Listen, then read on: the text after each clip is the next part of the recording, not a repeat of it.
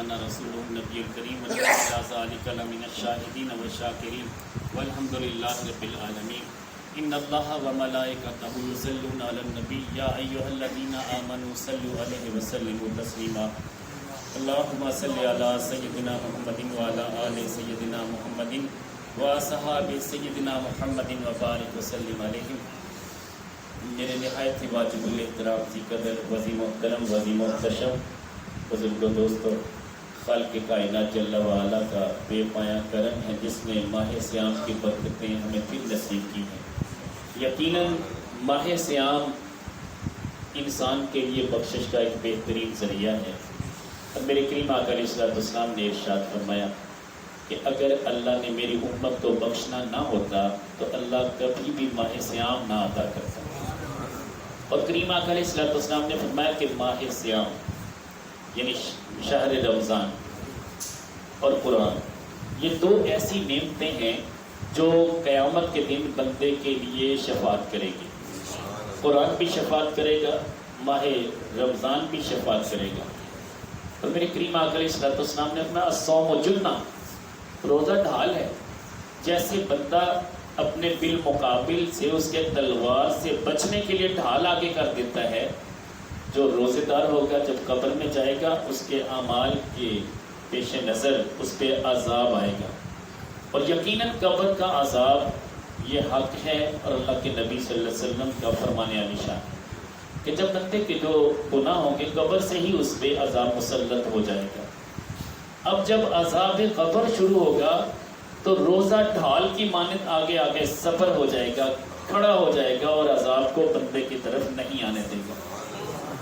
اور سورۃ ملک جسے میرے کریم آقا علیہ السلام نے فرمایا کہ یہ قرآن کریم کی یہ سورہ ملک یہ منجیہ ہے یعنی نجات دینے والی ہے.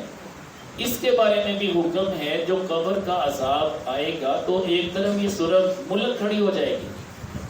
یہ چار طرفیں ہیں، قدموں کی طرف اور سرہانے کی طرف، دائیں بائیں کی طرف، کسی بھی طرف سے عذاب الہی مسلط ہو سکتا ہے. اب ڈیفینیٹ ہے، یہ ہے قانون میرے رب کا، چاہے تو بخش دے وہ بے نیاز ہے، اس سے کوئی پوچھنے والا نہیں. مگر جو کلیہ ہے، جو قاعدہ ہے، جو قانون ہے کہ ہر گناہ کی سزا اس کے وقت کے مطابق ہے. بعض ایسے گناہ ہیں جس کی سزا دنیا میں مل جاتی، بعض ایسے ہیں جن کی سزا قبر میں شروع ہو جائے گی اور آخر تک رہے گی. بعض ایسے ہیں کہ قبر تک وہ عذاب سے دوچار ہوگا مگر جب قبروں سے باہر نکلے گا لا ذنوب علیہ، اس پہ کوئی گناہ باقی نہیں ہوگا. لیکن بعض ایسے گناہ ہیں جو قبر کی زندگی کے بعد بھی اسی طرح مسلط رہیں گے. میرے کریم آقا علیہ الصلوۃ والسلام فرماتے ہیں قبروں سے جب بندہ نکلے گا اپنے ہی پسینے میں اتنا شرابور ہوگا، کوئی گھٹنوں تک اور کوئی ناف تک، کوئی اپنے سینے تک، یہاں تک کہ اپنے ہی پسینے میں اتنا شرابور ہوگا کہ ڈبکیاں لگ رہی ہوں گی. یہ ان بندوں کی بات ہے جو توبہ نہیں کرتے. جو توبہ کرنے والے ہیں، گناہوں کی علائشوں سے بچنے والے ہیں، تقویٰ کا نور جنہیں حاصل ہے، ان کے لیے تو بہترین سواریاں موجود ہوں گی اور پروں والی اونٹنیاں ان کی قبروں پہ پہلے سے پروٹوکول کے لیے حاضر ہوں گی. اور حقیقت تو یہ ہے کہ جب مجرموں کو لے کے جایا جائے گا تو وہ بھی گروہ در گروہ، لیکن ادھر متقین کو جب لے کے جایا جائے گا تو وہ بھی گروہ در گروہ. مولا علی شیر خدا رضی اللہ تعالیٰ عنہ نے پوچھا کہ یا رسول اللہ، یہ جب نیک لوگوں کو لے کے جایا جائے گا کیا یہ بھی پسینے میں شرابور ہوں گے؟ فرمایا نہیں، ان کے لیے تو پہلے سے سفید رنگ کی پروں والی اونٹنیاں موجود ہوں گی، یہ ان پہ بیٹھیں گے، وہ اڑتی ہوئی جائیں گی. آج ہم مدینہ جانے کے لیے طیارے کا سہارا لیتے ہیں، کل ہمیں طیاروں کی حاجت نہیں ہوگی. اونٹنیاں اللہ کی طرف سے جنتی اونٹنیاں ہمیں لینے کے لیے آئی ہوں گی اور میدان محشر میں پہنچانے کی. تو کہنے کا مطلب یہ ہے کہ ماہ صیام ہماری بخشش کا ایک ذریعہ ہے اور اس میں قرآن نازل ہوا. یہ اتنی بڑی برکت والی بات ہے کہ لیلۃ القدر خیر من الف شہر، 1000 مہینوں سے بہتر. اب رہا یہ کہ اس کی تلاش کیسے ہوگی. بعض کہتے ہیں کہ ایک ہی رات جاگ لیں بس ساری زندگی کے لیے کافی ہے. یہ عقیدہ بھی درست ہے، اس میں شک نہیں. مگر اس کا مطلب یہ نہیں کہ باقی دنوں میں بندہ گناہوں کی علائشوں سے دوچار رہے اور توبہ ہی نہ کرے، صرف ایک رات جاگ لے. چاہے تو اللہ ایک رات کے صدقے بخش دی، مگر بعض گناہ ایسے ہیں کہ جن کی اللہ کے ہاں اتنی ناراضگی کا وہ سبب بنتے ہیں کہ اندازہ اس بات سے لگا لیجئے کہ اگر ایک بندے نے حرم کعبہ میں چوری کی، وہ ایک چوری تو کیا، ایک درہم کی بھی چوری اس نے کی، ایک ریال کی بھی چوری اس نے کی، 1,00,000 ریال کے بدلے اس کے نامہ اعمال میں گناہ لکھا جائے گا۔ کسی ماں بہن بیٹی کو دیکھنا، میرے کریم آقا علیہ السلام نے فرمایا کہ قیامت کے دن دوزخ کی آگ کی سلائی اس کی آنکھوں میں پھیری جائے گی۔ قیامت کے دن عام بندے کے لیے تو یہ حکم ہے، مگر حرم کعبہ میں جو کسی غیر محرمہ کو تکتا ہے، اللہ کے نبی صلی اللہ علیہ وسلم فرماتے ہیں کہ 1,00,000 سلائیاں اس کی آگ میں پھیری جائیں گی۔ اب جہاں وہاں نیکیاں بہت زیادہ ہیں، وہاں ایمان کو سلامت رکھنا بہت بڑا امتحان ہے۔ حضرت عباس، عبداللہ بن عباس، میرے نبی صلی اللہ علیہ وسلم کے پیارے چچا کے پیارے بیٹے، دنیا میں موجود ہیں، لیکن حرم کعبہ میں رہائش ہے۔ کعبہ چھوڑ کے چلے گئے طائف کی طرف، طائف میں جا کے گھر بسا لیا، وہاں ان کی لائبریری بھی ہے، ان کا مزار پرانوار بھی طائف میں ہے، اور اکثر حاجیوں کو میں وہاں لے کے جاتا ہوں زیارت کے لیے۔ کسی نے پوچھا کہ حضور کس لیے آئے؟ کہنے لگے کہ جب سے میں نے یہ حدیث سنی ہے کہ گناہ 1,00,000 گناہ بڑھ جاتا ہے، میں تو خطا کا پتلا ہوں، میں نے مناسب سمجھا کہ حرم کعبہ کی زمین سے نکل جاؤں، طائف میں چلا جاؤں، ایک گناہ ایک کے بدلے میں ایک ہی گناہ لکھا جائے گا۔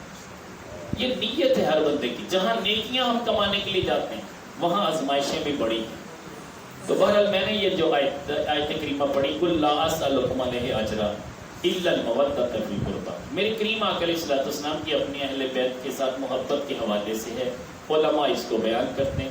اہل بیت کا اتنا مرتبہ ہے کہ اہل بیت کو میرے نبی نے قرآن کے ساتھ جوڑ دیا، علی مع القرآن والقرآن مع علی۔ یہ حدیث پاک ہے کہ جہاں دیکھو کہ علی موجود ہے، یعنی میری اہل بیت موجود ہے، وہاں قرآن ضرور ہوگا، اور جہاں دیکھو کہ قرآن پڑھا جا رہا ہے، اہل بیت بھی ضرور ہوں گے، اہل بیت سے پیار ضرور ہوگا۔ مگر جہاں ان میں تفریق دیکھو، قرآن تو ہے، اہل بیت کا پیار نہیں ہے، سمجھ لیں یہ معاملہ گڑبڑ ہے۔ کسی جگہ آپ دیکھیں کہ اہل بیت تو ہے مگر قرآن نہیں ہے، سمجھ لیں یہ بھی معاملہ گڑبڑ ہے۔ ہم نے اللہ کے نبی صلی اللہ علیہ وسلم کے ان لفظوں کو دیکھنا ہے، یہ ایک دوسرے سے جڑے ہوئے۔ اہل بیت اور قرآن کا بڑا تعلق ہے، اور ادھر اس ماہ سیام کے ساتھ اہل بیت کو بڑی نسبت ہے۔ سیدتنا خدیجۃ الکبریٰ رضی اللہ تعالیٰ عنہا، ان کا وصال مبارکہ بھی اسی ماہ سیام میں ہوا، اور حضرت ابو طالب کا انتقال بھی اسی ماہ سیام میں ہوا، شیب ابی طالب میں ہوا، اور یہاں تک کہ سیدتنا فاطمہ الزہرا سلام اللہ علیہا کا انتقال بھی ماہ سیام میں ہوا، اور مولا علی شیر خدا کو شہید کیا گیا ماہ سیام میں، اور اسی طرح اما عائشہ صدیقہ رضی اللہ تعالیٰ عنہ کا انتقال بھی ماہ سیام میں، امام حسن کا انتقال بھی ماہ سیام میں، اور جنگ بدر بھی ماہ سیام میں۔ کتنی برکتیں سمیٹے ہوئے ماہ سیام ہے۔ آج میں جس ہستی کا تذکرہ کرنا چاہتا ہوں 10 سے 15 منٹ میں انشاءاللہ لوں گا، آپ کے زیادہ وقت نہیں لوں گا۔ مجھے احساس ہے کہ آپ نے روزہ بھی رکھا ہوا ہے، پہلے بھی آپ جمعے کے لیے ٹائم دے چکے ہیں، اب بھی 15 سے 20 منٹ آپ تکلیف برداشت کریں گے، مگر اللہ کے پیارے نبی صلی اللہ علیہ وسلم کی اس نواسے کا تذکرہ ہمارے لیے باعث بخشش ہو جائے گا، اس لیے کہ میرے کریم آقا علیہ السلام نے ان کے بارے میں فرمایا ابنی حاضہ۔ آپ ساتھ بیٹھے ہوئے تھے، اگر اکیلا ابنی کہتے تو شاید اس میں ڈاؤٹ ہوتا، حاضہ قریب کے لیے ہے، ابنی حاضہ یہ میرا بیٹا سید ہے، اور یہ 2 گروہوں میں صلح کروا دے گا، اللہ اس سے یہ کام لے گا۔ لوگ کہتے ہیں اللہ کے نبی کو پتہ نہیں ہے، میں کہتا ہوں ابھی بچپنا ہے، وہ چھوٹے سے شہزادے ہیں، مگر میرا نبی بتا رہا ہے کہ میرا یہ شہزادہ 2 گروہوں میں جب لڑائی ہونے لگے گی اور مقاتلہ ہونے لگے گا، یہ صلح کروا دے گا۔ پھر وہ وقت آیا کہ 30 سال میرے کریم آقا علیہ السلام نے فرمایا خلافت قائم ہوگی 30 سال۔ اب جب تک امام حسن کی 6 ماہ کی خلافت اس میں شامل نہیں کرتے، 30 سال مکمل ہی نہیں ہوتے، تو لازمی بات ہے کہ امام حسن رضی اللہ تعالیٰ عنہ کو بھی خلیفہ راشد ماننا پڑے گا۔ اور امام حسن رضی اللہ تعالیٰ عنہ نے جب دیکھا کہ 6 ماہ تو گزر گئے، اب 30 سال کمپلیٹ ہو گئے، ادھر حضرت امیر معاویہ رضی اللہ تعالیٰ عنہ ان کے محبت کرنے والے تھے، جتنے بھی بنو امیہ کے لوگ ان سے پیار کرتے تھے، اور وہ کاتب وحی تھے. ادھر امام حسن ہیں، ادھر حضرت امیر معاویہ ہیں، نہ ہم ان کو غلط کہہ سکتے نہ ان کو. اس دونوں شہزادے امام حسن امام حسین یہ سیدہ شباب اہل جنہ ہیں، جنتی جوانوں کے سردار ہیں.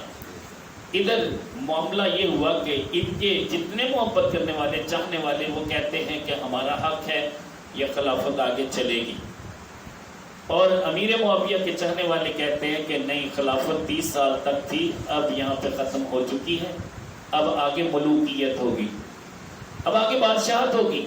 تو لہذا حضرت امیر معاویہ رضی اللہ تعالیٰ عنہ کا حق ہے کہ انہیں بادشاہ بنا دیا جائے. دونوں گروہ برسر پیکار ہیں، تلواریں ادھر سے بھی نکلی ہوئی ہیں، تلواریں ادھر سے بھی نکلی ہوئی ہیں، مگر امام عالی مقام امام حمام امام حسن رضی اللہ تعالیٰ عنہ اپنی دستار اتارتے حضرت سیدنا امیر معاویہ رضی اللہ تعالیٰ عنہ کے سر پہ رکھ دیتے. اب حضرت امیر معاویہ رضی اللہ تعالیٰ عنہ دستار قبول کر لیتے ہیں. کچھ شرائط بھی طے ہوتی ہیں کہ کہاں کہاں سے جزیہ، کہاں کہاں سے ٹیکس آپ ہمیں دینے کے پابند ہوں گے.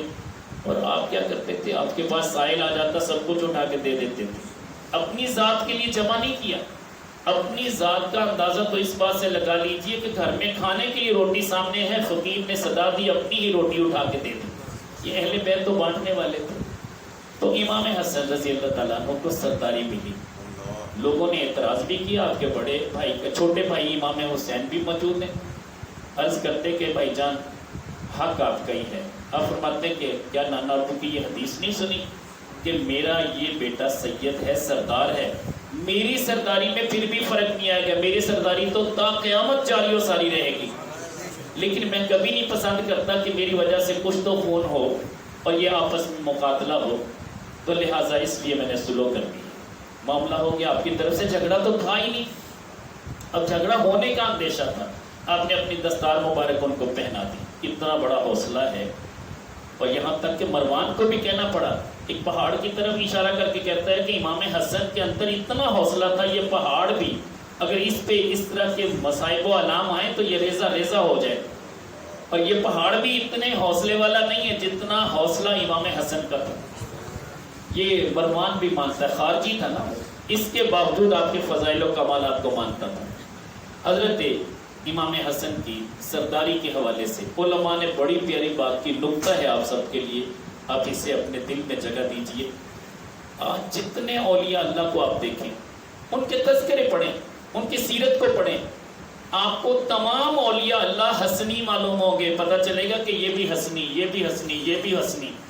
ان کی جو زوجہ محترمہ ہوگی وہ حسینی ہوگی، اس لیے انہیں نجیب الطرفین کہا جائے گا. گویا کہ اللہ کے ولیوں کی جو لسٹ ہے، آپ اس کا جب مطالعہ کریں گے سرداری انہی کے حصے میں آ رہی ہے. جتنے حسنی ہوں گے وہ سردار ہوں گے، وہ اولیاء ہوں گے. جتنے حسینی ہوں گے وہ ان کی ازواج مطہرات ہوں گی. اور یاد رکھیے، علماء نے ایک اور نقطہ بیان کیا، بڑا ہی پیارا نقطہ. علماء کیا کہتے ہیں؟ علماء فرماتے ہیں کہ امام مہدی علیہ السلام نے آنا ہے. میرے نبی صلی اللہ علیہ وسلم نے بشارت دی ہے. اور وہ جب تشریف لائے گے ان کے لیے روضہ اطہر میں جگہ حضرت عیسیٰ علیہ السلام کے لیے رکھی گئی ہے. اور امام مہدی کے لیے میرے کریم آقا علیہ السلام نے فرمایا کہ یہ میرے حسن کی اولاد میں سے ہوں. مجھے بتائیے کہ سرداری تو انہی کو ملی. جب امام مہدی تشریف لائیں گے وہ حسنی سردار ہوں گے، حسنی سید ہوں گے. اور کوئی گھر ایسا نہیں ہوگا جس پہ اسلام کا جھنڈا لہرا نہیں رہا ہوگا. ہر گھر کے اوپر ایک جھنڈا اسلام کے نام کا نصب ہوگا، اور وہ امام مہدی علیہ السلام کا فیض ہوگا. اور میں نے تو ایک روایت اور بھی پڑھی، آپ حیران ہوں گے. امام مہدی جو ہیں ان کی شکل و صورت بھی اللہ کے نبی کی شکل و صورت جیسی ہوگی. یہاں تک نہیں ہو، آگے چلیے. میرے کریم آقا علیہ السلام کی پیاری لخت جگر سیدہ طیبہ طاہرہ فاطمہ زہرا سلام اللہ علیہ. آپ کو جب لوگ دیکھتے بچپنے سے، کیفیت یہ تھی کہ آپ کا چہرہ مبارک میرے نبی کے چہرے جیسا تھا. جب ان کا انتقال ہوا، حضرت عباس اور مولا علی شیر خدا آپس میں بات کر رہے ہیں. حضرت عباس چونکہ میرے نبی کے چچا ہیں، آپس میں بات کر رہے ہیں، اور وہ بھی رو رہے ہیں، یہ بھی رو رہے ہیں. آپس میں بات کر رہے ہیں کہ آپ صبر سے کام لیں، ایک دوسرے کو تسلی دے رہے ہیں. کہتے ہیں کہ بس باقی تو سارے معاملات اللہ کی مرضی سے ہیں، مگر آج کے بعد ہم آقا کریم علیہ السلام کا چہرہ جو سیدہ فاطمہ کے روپ میں دیکھا کرتے تھے وہ دیکھ نہیں پائیں گے۔ مگر امام حسن وہ شہزادہ ہے، یہ مسجد نبوی کے باہر مولا علی شیر خدا کے ساتھ آ رہا ہے، اور نماز عصر کا وقت ہے۔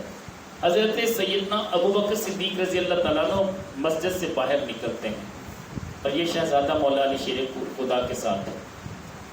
حضرت سیدنا ابو بکر صدیق رضی اللہ تعالیٰ عنہ اس شہزادے کو اٹھا لیتے ہیں، کہتے ہیں کہ علی میں ایک بات کہوں؟ کہنے لگے آپ کہیں۔ بھئی یہ شہزادے کی شکل آپ پہ نہیں ہے۔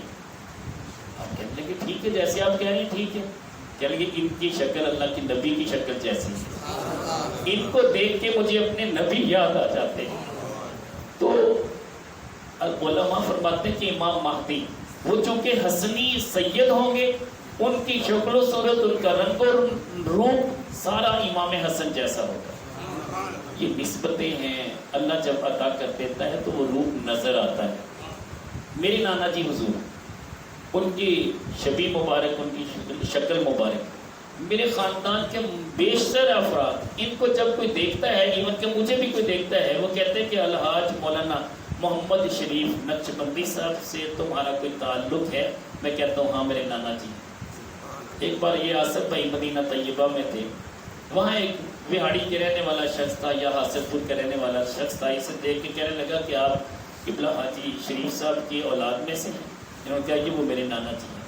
یہ شکلیں بندے کو بتا دیتی ہیں، اور آپ دیکھیں کہ اس کا دائرہ کار مزید وسیع کریں، چائنی اگر یہاں پہ چائنا سے آ جائے تو ہمیں پتہ چل جائے گا یہ چائنی ہے۔ اسی طرح پاکستانی چلا جائے کسی بھی علاقے میں، دیکھ لیں گے دور سے، کہنے کہ یہ پاکستانی جا رہا ہے، یہ اللہ نے شکلیں دی۔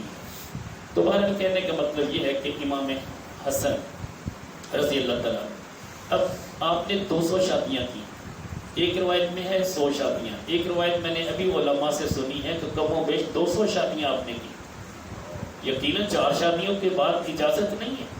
مولا علی شیر خدا رضی اللہ تعالیٰ عنہ کہا کرتے تھے کہ میرا یہ بیٹا طلاقیں بہت زیادہ دیتا ہے، آپ اپنی بیٹیاں اسے نہ دیا کرو۔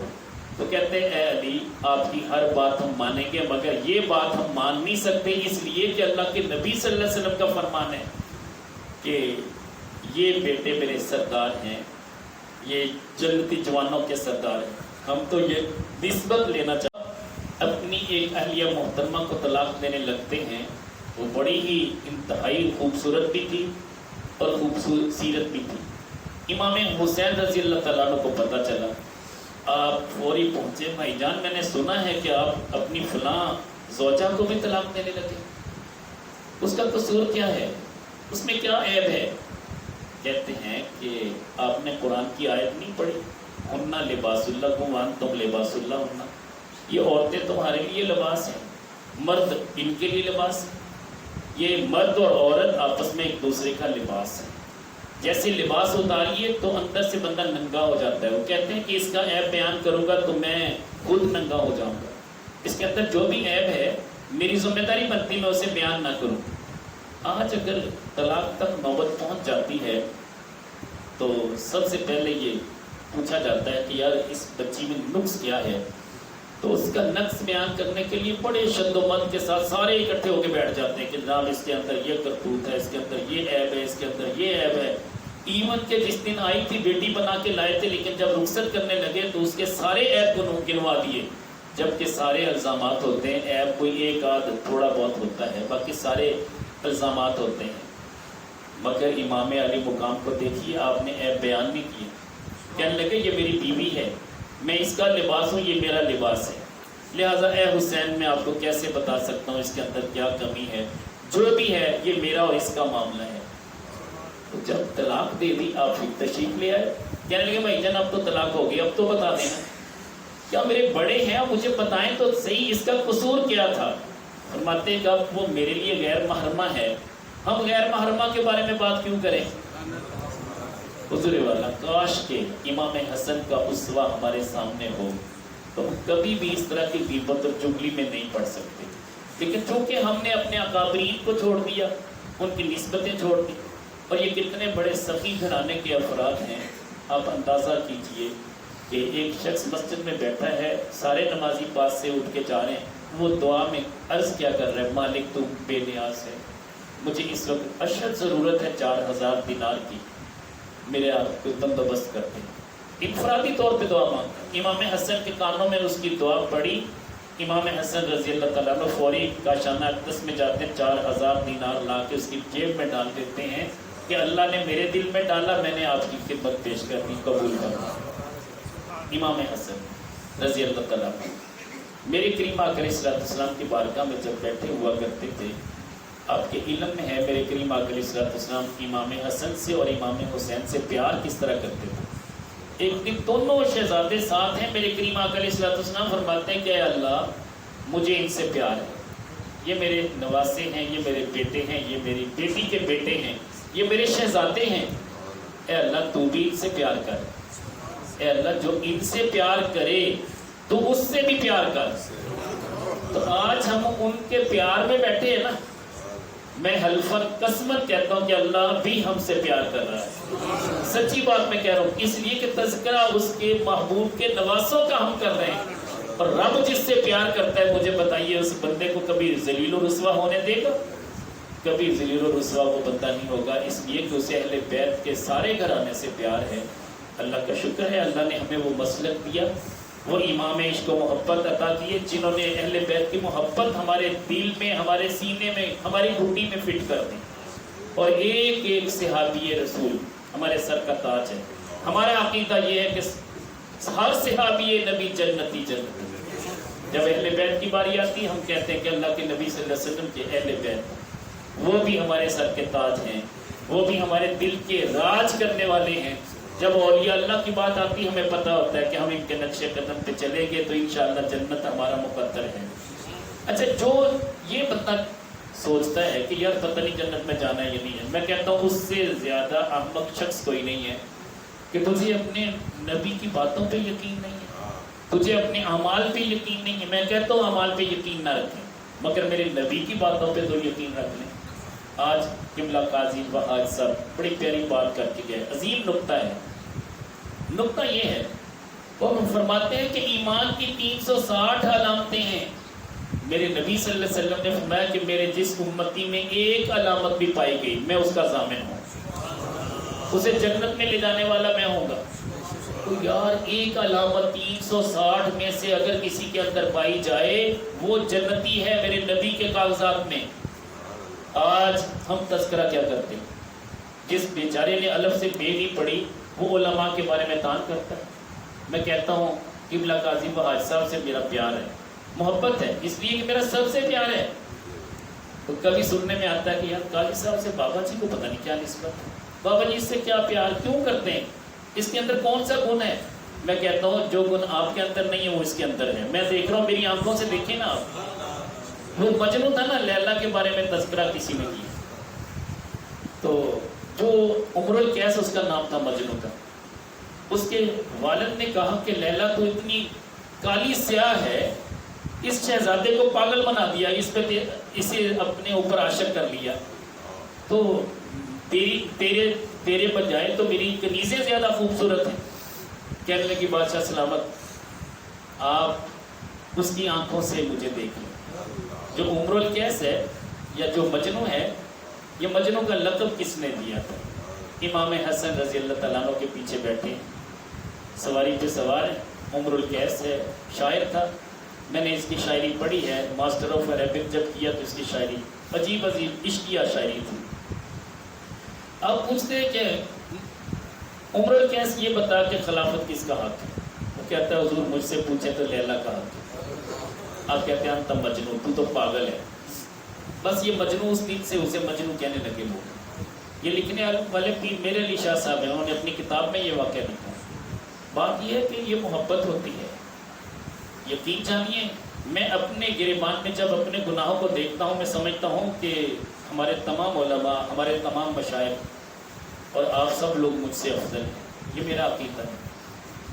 میں کہتا ہوں کہ پڑھی جو اپنے گناہوں پہ نظر، جہاں میں کوئی برا نہ رہا، کسی کو اللہ نے ہائی لائٹ کر دیا، میں کہتا ہوں اس سے اس کے دل کے اندر کتنی ٹھیس پہنچی یہ وہی جانتا ہے، ہر بندہ نہیں جانتا۔ اس کی راتیں کیسے گزرتی ہیں، جسے عوام پسند نہ کرے، مجھے بتائیے کہ اس کی راتیں کیسے گزرتی ہیں۔ میں اگر حضور قبلہ ڈاکٹر مفتی بلال صاحب سے محبت کرتا ہوں، اب جو ان کے چاہنے والے ہیں وہ ان کے کانوں میں جا کے باتیں کرتے کہ یار بابا جی تو آپ کے ساتھ پیار کرتے تھے، مگر میں نے اکثر دیکھا مفتی صاحب کے ساتھ ہیں، ان کے درس کے لیے کمپین کر رہے ہیں اور پیسے مانگ رہے ہیں لوگوں کے پاس ڈور ٹو ڈور جا کے۔ اب مجھے بتائیے کہ کیا میں سب کی مرضی کے مطابق چل سکتا ہوں؟ نہیں چل سکتا۔ میں ہر بندے کو خوش نہیں کر سکتا۔ اگر دعوت اسلامی والے آ جاتے ہیں، لوگ باتیں کرتے ہیں کہ یہ بابا جی کا اپنا درس ہے، یہ دعوت اسلامی والوں کو پیسے دے رہے، خود بھی دے رہے، لوگوں سے بھی دلا رہے۔ بھئی میں نے کبھی کسی کی جیب سے پیسے نکالے نہیں ہیں۔ یہ ایک ریکویسٹ ہے کہ ہمارے دین کی جماعت ہے، ہمارے مسلک کی جماعت ہے۔ اور ابھی مصطفی تحریک والے آ جاتے ہیں، مجھ سے پیار ہے، مجھے ان کے سارے علماء سے پیار ہے، سارے مبلغین سے پیار ہے۔ وہ جی بابا جی ان کے ساتھ بھی ہیں، بابا جی پتہ نہیں کیوں ہر جگہ پہ۔ تو یار اللہ کے بندو، اس میں کیا بتاؤں؟ یہ اللہ کی عطا ہے کہ اللہ نے میرے سینے سے ہر کسی کا بغض نکال دیا ہے۔ آپ بھی ایسے بن جائیں کہ آپ کے دل میں کسی کے بارے میں ایک ذرے کے برابر بھی بغض نہیں ہونا چاہیے۔ آپ کو پتہ ہے کہ سب سے بہترین سینہ کون سا ہے؟ جو سینہ کینے سے پاک ہو جاتا ہے، بغض سے پاک ہو جاتا ہے، وہ بہترین ہے۔ آپ کی نظر گناہوں پہ ہوگی، میری نظر گناہوں پہ نہیں ہے۔ بس یہ بات پلے باندھ لیں۔ مجھے کسی نے بتایا کہ بابا جی آپ کی مسجد میں بیٹھے لوگ باتیں کرتے ہیں کہ بابا جی آئے دن اسے بلا لیتے ہیں، کبھی اس کو بلا لیتے ہیں، کبھی اس کو بلا لیتے ہیں۔ بھئی سچی بات ہے، میرا تو آپ سب سے پیار ہے، سارے علماء سے پیار ہے۔ مجھے کوئی اچھا جانے کوئی برا جانے، یہ تو قیامت کے دن پتہ چلے گا مجھے پیار کس کی ہے۔ میرے پاس 2 بندے آ گئے، تو دونوں بندے آئے، ان میں سے ایک بندے کا کام تھا قبلہ قاضی وحاج صاحب کے بیٹے کے ساتھ۔ اس کا رویہ بڑا عجیب ہے، اس کا اپنا ایک مزاج ہے، وہ اپنے باپ کی بھی نہیں مانتا۔ گھر گھر میں ایسا ہے، آج 5 بیٹے ہیں، ایک بچہ فرما بردار ہے، 4 وہ ہیں جو اپنے باپ کو بھی آنکھیں دکھاتے ہیں۔ تو گھر گھر کی بات ہے، لیکن اب اس سے کام ہے۔ اب میں نے علماء سے کیوں بنا کے رکھی ہے؟ میں سب لوگوں سے، ایون کے سیاسی حوالے سے بھی، ایون کے تحریک لبیک اس کے ساتھ بھی میرا پیار ہے، باقی جو سیاسی لوگ اس سے بھی پیار ہے۔ اب تحریک لبیک والوں کی طرف سے مجھے یہ بڑا دکھ ہوا سن کے کہ جناب جو بھی اس سے ملے گا غدار ہے، کس سے میاں صاحب سے ملے گا؟ بھئی ہم نے تو ایسے مسلم سب سے ملنا ہے، ہم نے تو ہر کلمہ گو سے ملنا ہے۔ میں کہتا ہوں جو بندہ اتنا مخلص ہے اپنی اس بات میں، وہ اپنی دکان پہ لکھ کے لگا دے یہاں پہ لبیک کے علاوہ کوئی بھی داخل نہیں ہونا چاہیے۔ سارے غدار ہیں، جو لبیک میں نہیں ہو سارے غدار، لکھ کے لگا دے دکان پہ کتنے مخلص ہیں، مجھے سمجھ آ جائے گی کہ آپ کتنے مخلص ہیں۔ یہ کہنا کہ نہیں یہ جو بھی میاں ثاقب سے ملے گا غدار ہے، میں کہتا ہوں میاں ثاقب کے لوگ آپ کی دکان سے چیز خریدنے کے لیے آئے، آپ نے کبھی نہیں روکا۔ یہ کرائیٹیریا صرف علماء کے لیے، یہ صرف مشائخ کے لیے۔ دکھ کی بات ہے، ہم نے سب سے ملنا ہے۔ معاشرہ کہتے ہی اس کو ہیں جس میں سارے لوگ ایک دوسرے سے یک جان ہو جائیں، محبت کریں، پیار کریں۔ اور ہم نے امن کمیٹی بنائی ہوئی ہے میری اسی مسجد میں۔ میں حیران ہو گیا کہ ایک بچہ مصلی سنا رہا ہے، وہ رفع دین نہیں کرتا اور وہ نماز پڑھ رہا ہے۔ اس کے والد صاحب کو دیکھا، بائی چانس وہ میرے ساتھ کرسی پہ کھڑے ہوئے ساتھ ہی، تو میں نے جب دیکھا وہ رفع دین کر رہے تھے۔ باپ رفع دین کر رہا ہے لیکن بیٹا رفع دین کے بغیر ہمیں تراویحاں پڑھا رہا ہے۔ بھئی میرا اگر ناراضگی والا اس طرح کا معاملہ ہوتا ہے، میں اسے کہتا نکل یار، تو وہابی ہے، ہماری مسجد میں کیا لینے آیا؟ بات یہ ہے کہ نہیں یار، نہیں یار، جو آپ کے گھر آ گیا نا وہ آپ کا ہو کے آیا۔ وہ پہلے اس نے پتہ نہیں کیسے بوجھل قدموں سے یہ فیصلہ کیا کہ میں نے اپنے بیٹے کو اگر حافظ بنانا ہے تو بابا جی کے مدرسے میں بنانا ہے۔ کیا اسے نہیں پتا کہ میرا بیٹا یہاں پہ رفع دین نہیں کرے گا؟ مصلی پہ تو تبھی کھڑا ہوگا نا۔ معاملہ یہ ہے، ہمارے تو امام وہ ہیں، حضور غوث پاک رحمۃ اللہ علیہ رفع دین کرتے تھے، امام احمد بن حنبل رفع دین کرتے تھے، اور جب یہ امام اعظم ابو حنیفہ کے مزار پہ جاتے رفع دین نہ کرتے، کہتے ہمارے بڑے امام یہ۔ میں جب حضور غوث پاک رحمۃ اللہ علیہ کے مزار شریف پہ گیا تو میں نے بھی رفع دین کیا۔ بات یہ، اس میں کوئی لڑائی نہیں ہے، بس عقیدے کو بہتر کرو۔ جیسے قبلہ قاضی وحاج صاحب نے آج بڑی اصلاح کی ہے کہ اللہ کے نبی صلی اللہ علیہ وسلم غیب کی خبریں بھی دیتے ہیں، اور حقیقت میں نبی ہوتا ہی وہ ہے جو غیب کی خبریں دیتا ہے، اس سے بھی دیکھتے ہیں۔ مجھے بتائیے اللہ کے لیے قریب اور بعید کا کوئی معاملہ ہے؟ کوئی چیز اللہ سے دور ہے؟ تو جب اللہ سے دور ہی نہیں ہے یہ معاملہ قریب اور بعید کا، تو اللہ کے محبوب کے بارے میں ہم نے کہنا ہے کہ یار اللہ کے نبی قریب سے بھی دیکھتے ہیں، دور سے بھی دیکھتے ہیں، دل سے بھی دیکھتے ہیں۔ آگے سے بھی دیکھتے ہیں پیچھے سے بھی دیکھتے ہیں. حدیث پاک بخاری شریف کی موجود ہے کہ جیسے میں آگے دیکھتا ہوں ویسے میں پیچھے دیکھتا ہوں. یار اعتراض والی بات کیا ہے؟ اللہ نے اپنے نبی کو یہ شان دی ہے, اللہ کے دیے ہوئے پہ شک ہے؟ ایسا ہونا نہیں چاہیے.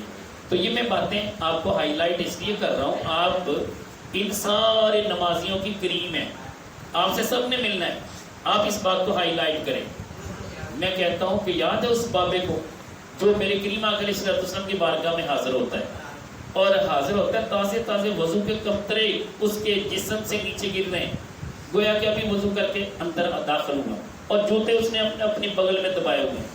اس حالت میں داخل ہوا, میرے کریم آقا علیہ السلام پہلے ہی فرماتے ہیں ابھی اس دروازے سے جو داخل ہوگا جنتی ہے. بابا جی تھے, عمر رسیدہ تھے, سادہ سی طبیعت تھی, مجلس میں بیٹھ گئے, سب نے ان کی زیارت کی کہ یہ جنتی جن کو میرا نبی جنتی کہے. اگلے دن پھر ابھی وہ وضو کر کے داخل ہونے لگے, سرکار مدینہ صلی اللہ علیہ وسلم نے پھر فرما دیا ابھی جو دروازے سے داخل ہوگا جنتی ہے. تیسرے دن پھر یہ واقعہ پیش آیا, سرکار نے اسی طرح بشارت دی. حضرت عبداللہ بن عمر رضی اللہ تعالیٰ فرماتے کہ میں نے بہانہ لگایا, میں نے کہا بابا جی میرے گھر والوں نے مجھے ناراضگی سے گھر سے نکال دیا, 2-3 دن میں آپ کے پاس رہنا چاہتا ہوں, شرط یہ ہے کہ اگر آپ اپنے کمرے میں مجھے رکھیں تو میں رہنے کے لیے آپ کے پاس آ جاؤں. کہنے کہ بیٹا کوئی مسئلہ نہیں, آپ میرے کمرے میں رہ لیں. کہتے ہیں کہ اللہ کی قسم میں ساری رات آنکھیں بظاہر بند کرتا مگر ان کا عمل دیکھنے کے انتظار میں تھا کہ کون سا عمل ہے جس نے انہیں جنتی بنا دیا. نماز عشاء پڑھی, اکٹھے پڑھ کے آئے, کھانا کھایا, سو گئے. تہجد کے لیے وہ بھی اٹھے, میں بھی اٹھا. فجر کے لیے وہ بھی گئے, میں بھی گیا. دن بھر وہ کاروبار یا مزدوری کرنے کے لیے وہ بھی گئے, میں بھی ساتھ چلا گیا. میں نے اپنے اعمال میں سے کوئی ایسا عمل نہیں دیکھا جو مجھ سے منفرد ہو. وہی عمل وہ کرتے تھے, وہی عمل میں کرتا تھا.